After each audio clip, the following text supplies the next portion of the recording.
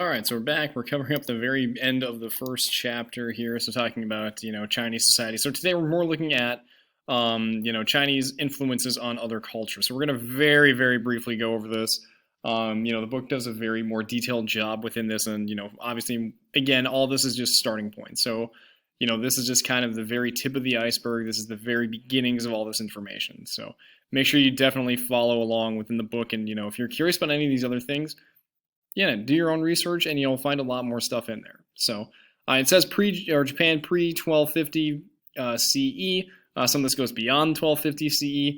But goes more beyond just Japan. But again, Japan is kind of the main focus here. We're also going to talk about Korea and Vietnam. So describing the developments of Japanese culture and society leading up to 1250 CE, and then evaluating the impact of China on Korea, Vietnam, and Japanese society. So technically Korean, Vietnamese, and Japanese societies. So actually we're going to hit on the influences that China has on these three cultures first, and then we'll talk more about Japan. So China, and again, we're going to go very, very brief with this, has a lot of influences on their neighbors. So again, thinking that China is this really, really big-sized, country, at this point kind of an empire, and has a lot of connections, and so it many times tries to expand on that through warfare and trade. But you also got to consider, other people who just kind of through trade and through warfare and missionary work with Buddhists bring their culture along with them.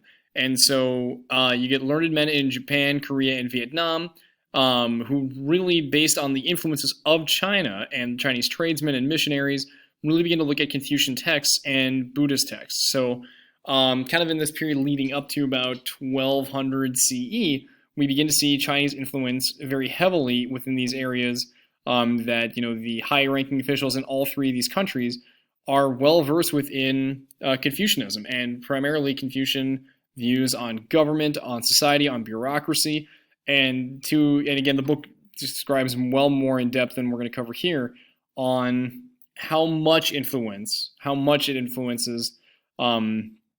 their decisions, their styles and forms of government, and how it affects their people and their livelihood. To some extent, some of the leaders within each country take it to heart for a short time. Others, it's a longer period of time. For some, it hugely shapes the way that their cultures run. For some, it's very limited. So make sure that you're definitely going in more in depth with that. So we begin to see the spread again of Buddhism and of Confucianism within these areas. And then obviously we also get the architectural styles, the food stuff comes in there too. So you can kind of see from here in the bottom corner here on Japan, borrowing from both China and Korea. Again, Japan kind of being the big thing. So you also see the imperial city within, I think this is Kyoto, Japan, or what was the imperial city in Kyoto, Japan, also taking on very much Chinese styles. So imperial capital modeled after Chinese capital, pagoda architecture, and then also just other cultural forms such as tea and food. All right, rice also becomes very, very big into Japan through, again, migration and trade within the Korean Peninsula.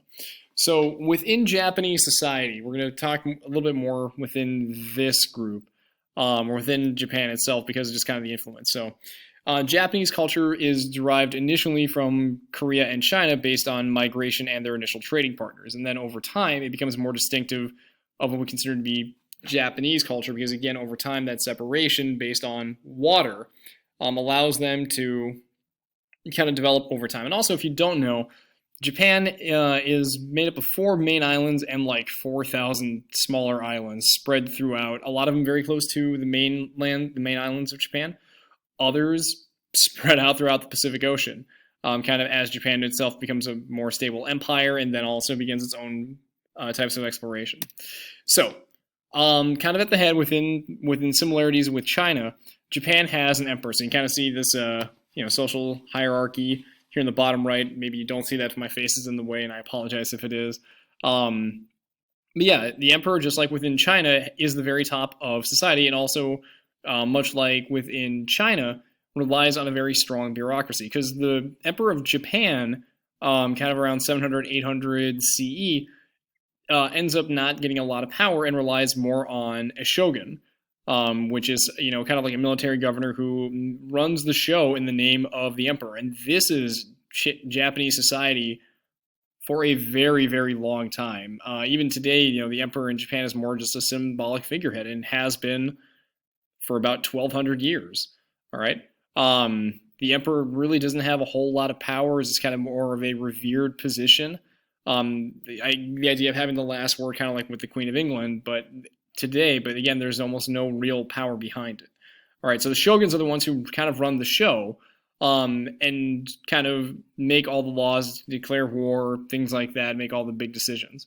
All right, and you can kind of see within the shogun, there are other types of ruling families known as the daimyos, or the daimyos are the rulers of these families, or of these locales within Japan itself. And typically, they're the ones fighting amongst themselves. So with the shogun is kind of the military power and the political power, ruling in the name of the emperor. And when Japan has internal conflicts, it's usually between these different daimyos, kind of fighting over rivalries, over land, over resources, just over power, occasionally against the shoguns, depending on, again, who's in charge. But again, this keeps the emperor intact and kind of above all the messes that happen and kind of gets to live that cushy lifestyle. But for the most part, Japan, for a very short time, has kind of like the centralized bureaucracy, but most of the local families, most of the local authorities kind of run their own show. And it depends on the strength of the shogun, and how much they want to yield or wield that power to kind of tie in, how much authority they want to have over all of Japan at various points in history to some success. Some have more, some have less. Again, the book is more specific within that. All right. But essentially, the daimyos are the ones who run kind of more local issues and, think about, medieval Europe, lords and ladies, vassals and knights kind of controlling various areas, sometimes in the name of a king, sometimes independent of that. It's kind of the same thing here in Japan. So within that, they also have their samurai warrior class, okay, who are professional warriors who enforce their rule and kind of go to war for them as professional soldiers.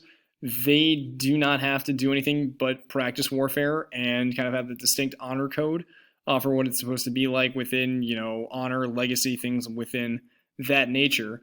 And because of the fact that you have this very large peasant class that essentially is making all the food, and is kind of looking out for them, they take all that to feed the samurais and to ensure that the samurais can focus on military exploits.